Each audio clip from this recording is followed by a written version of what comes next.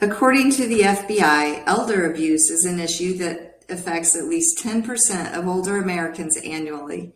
Senior citizens lost $1 billion to fraud in 2020 alone. The National Center on Elder Abuse identifies 7 categories of elder abuse: physical, neglect, sexual, emotional, financial, abandonment, and self-neglect. Fear and intimidation or embarrassment often keep seniors from reporting the abuse. Here's some warning signs that you should watch out for with your older relatives, friends, or clients. A friend, caregiver, or relative takes them to an attorney to change their will or power of attorney without their children knowing it, and which cuts out their children.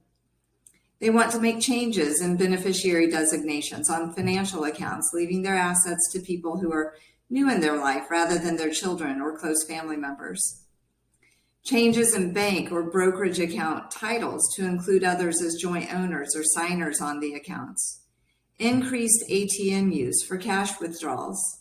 This is a much more difficult issue to handle unless you're periodically reviewing their bank and brokerage statements. Unexpected change in ownership of real estate held by the client. Liquidations of CDs or annuity contracts for no apparent reason, or the purchase of new ones. And that's particularly a concern when clients have attended a free meal seminar and have been encouraged to liquidate their current holdings and reinvest the proceeds in new contracts. Here are ways you can help your senior friends and relatives. Help them stay active and socially engaged in their community, in their church, or other social outlets. Social isolation often leads to depression or sadness, and that can lead to abuse and neglect. Stay in touch with them, even if you're far away. Staying in contact and knowing what's going on with them can help.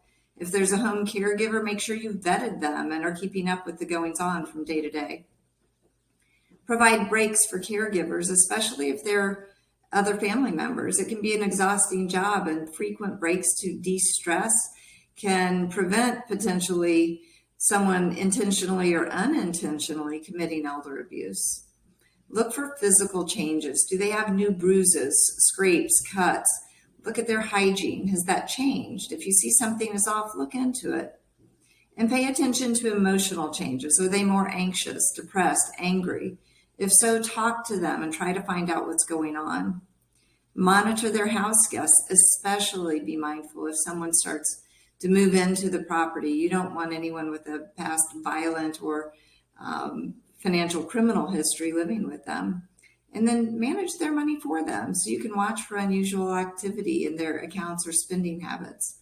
Financial fraudsters, including family members, love to target seniors. Warn them not to speak to telephone solicitors.